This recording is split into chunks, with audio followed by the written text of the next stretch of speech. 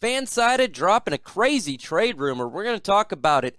Quarterback Cooper Rush. Should he be traded to the Detroit Lions? Solve the backup quarterback position. We're going to be talking about that. As well as, are the Detroit Lions the main threat for the Green Bay Packers? And Kyler Murray got paid big. What potentially could that mean for Jared Goff? But before we get into today's video, if you think it's a sound and smart idea to lick a plunger after you unclogged a toilet, a really big one, go ahead and subscribe to my channel because we talk all things Detroit Lions news and rumors. And sometimes being a Lions fan, you get a bad taste in your mouth. Also, take that like button with you and get that boy flushed. Let's get into today's Lions rumors.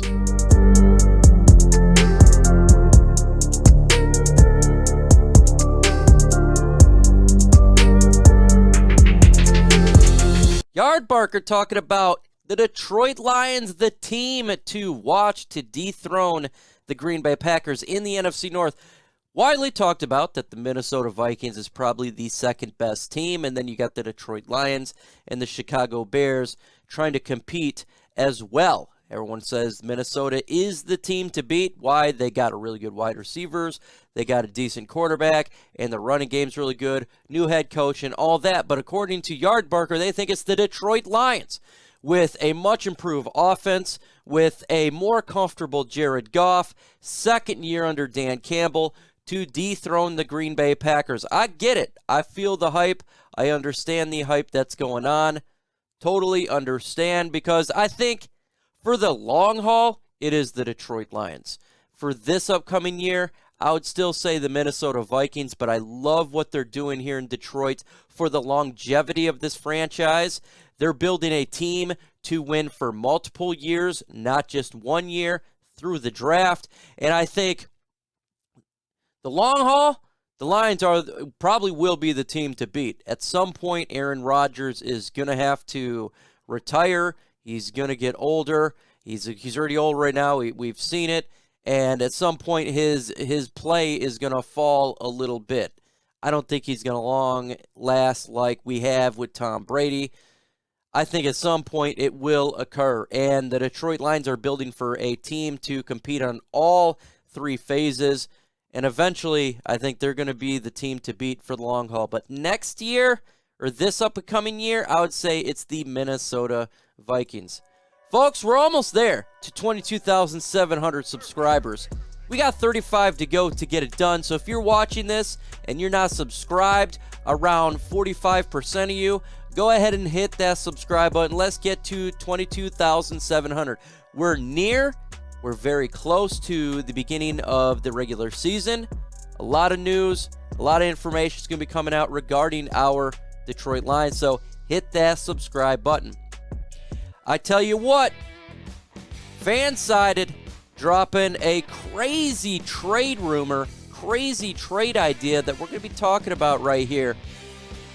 They're saying the Lions should trade Quintez Cephus for Cooper Rush, the backup quarterback from the Dallas Cowboys. And instantly you're going to say, man, no way. That's a stupid idea. That is something that the Detroit Lions should not do. Let's go ahead and look at his stats last year. Now, it's not that bad in all honesty. When he played, he actually won the game, first off, as a backup quarterback, and that's something that you definitely want to do. That's a main concern for the Detroit Lions, is just getting a guy that can hold the fort down and win a game if your starter goes down. That's the whole point, is a guy that can just hold it down really quick. And he did that for the Dallas Cowboys. You look at his stats, 422 yards, 3 touchdowns, 1 interception, and a QBR of 41.8. For a backup QB and to win the game, that's really not that shabby. That's really not. Now, although, when it comes to Cooper Rush, he's not the youngest guy in the world. He's 28 years old. So he's a little bit older. I mean, he's a backup quarterback. Not a big deal. He's 6'3" and 228. got that prototypical size that people like in a quarterback regarding height, regarding, getting that size. But to get a Cooper Rush in this trade scenario, you would have to give up Quintez Cephus, who should make the team for the Lions. But if you get Cooper Rush, it would end the speculation of Tim Boyle as the backup quarterback, and I think it would give a lot of comfort to people regarding if Jared Goff goes down. I think Cooper Rush would do that. Would you guys do a trade like this? Wide receiver Cephus for Cooper Rush. As you know, I always speak on this on my channel. I think it's really important for the Detroit Lions when you make a trade, do a player swap. Player v. player. If this happens, it would be because Quintez Cephus would not be making the 53-man roster. Maybe they believe more in Trinity Benson. That would be the scenario. I would do a counter trade to this. I would do Trinity Benson for Cooper Rush, a player who I think shouldn't make the team, and they get a wide receiver, the Dallas Cowboys. They need one. Trinity Benson did good for the Denver Broncos. Maybe he can do decent for the Dallas Cowboys. It would be a situation where the Detroit Lions are not, getting rid of a player that potentially could make the team in Cephus. I do like Cephus. I think he's a good block to the Detroit Lions. Last year, he was my breakout player, and he was doing that before the injury occurred. Doesn't necessarily mean he's going to do that this year, but I do really like what he brings to the Detroit Lions. So I would do that trade. I would do it 100%. Would you guys do #FGB in the comment section, or a team you may not like? You may not like the Minnesota Vikings. MV.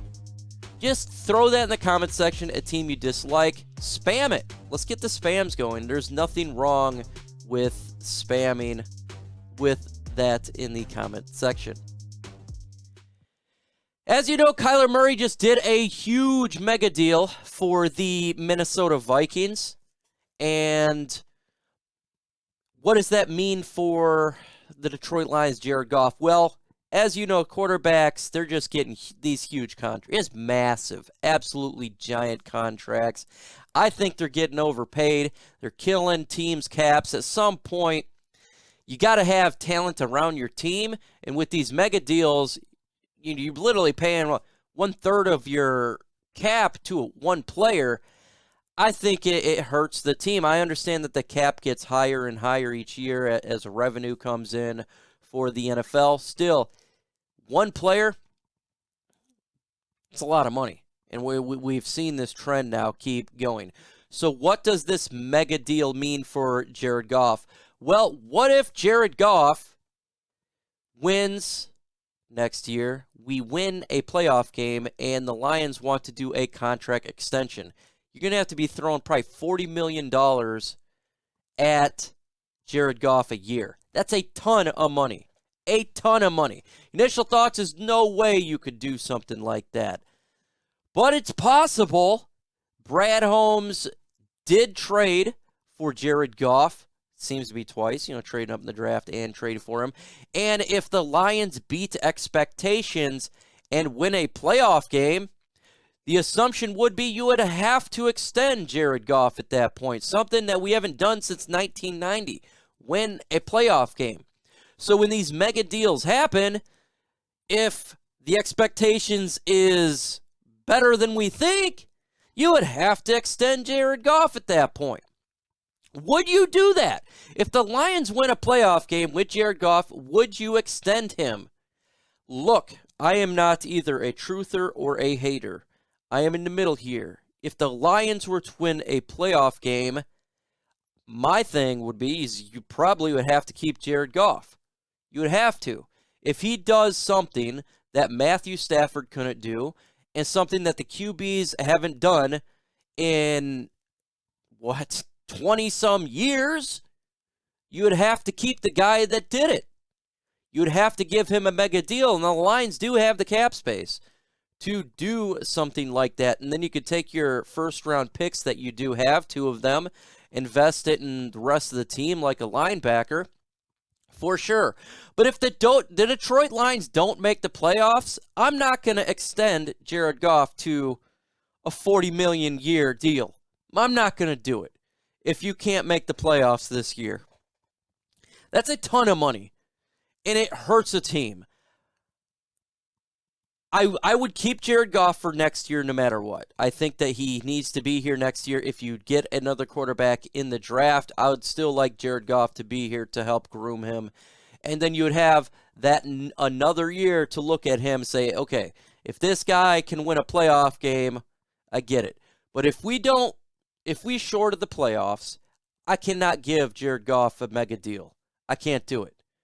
I think it's ludicrous, some of these teams giving all these players mega deals, and I understand the concept of hurting your team when you give one player a ton.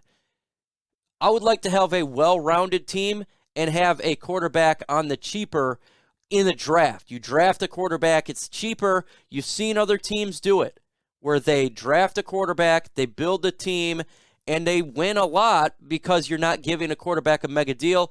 Eventually you give them the mega deal, and then you lose that talent. That's what generally occurs. Mega deals hurt the team, but if Jared Goff wins a playoff game, I'm all for it. You're not going to hear me complain.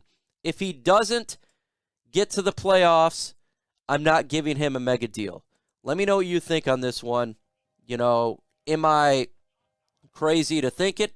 Let me know. Let me know what you think in there. Upcoming videos, we got mailbag video dropping tomorrow. We got videos Monday through Wednesday, OPP. It continues to grind on this channel.